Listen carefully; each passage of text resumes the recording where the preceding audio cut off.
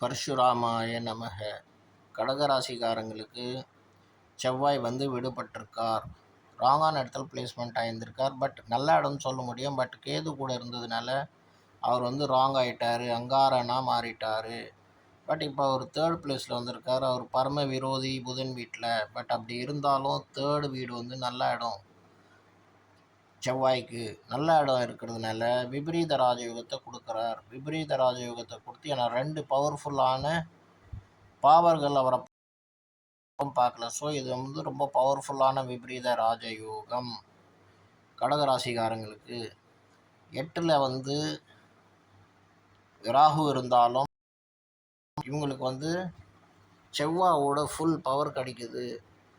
காரணம் என்னன்னா செவ்வாய் யோகக்காரகன், புண்ணியாதிபதி ஆவார். அண்ட் எல்லா விதமான யோகத்தை கொடுக்கக்கூடிய பவரும் அவர்கிட்ட தான் இருக்குது கடகராசிக்காரங்களுக்கு. ஸோ இதுலேருந்து இவர் வெளியே வந்ததுனால விபரீத ராஜயோகம் கிடைக்கிறதுனால இவங்களுக்கு திடீர்னு அதிர்ஷ்டம் அடிக்கும். அண்ட் ரொம்ப ஷார்ட்கட் மெத்தடில் இவங்களுக்கு மணி ஏர்னிங் சோர்ஸஸ்லாம் உருவாகும்.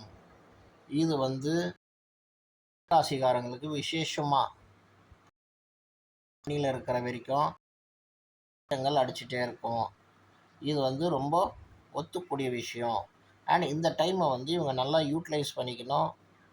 மணி நடக்காத காரியம் எதனா நடக்காமல் இருக்குன்னா அந்த மாதிரி விஷயத்தில் இவங்க இப்போது ட்ரை பண்ணாங்கன்னா எல்லாமே ஃபாஸ்ட்டாக நடக்கும். அண்ட் அவங்க லைட்டாக அவங்களோட பவர் யூஸ் பண்ணாலே போதும், அது கடன்னு ஓடும். காரணம் என்னென்னா யோகம் கூட இருந்தால்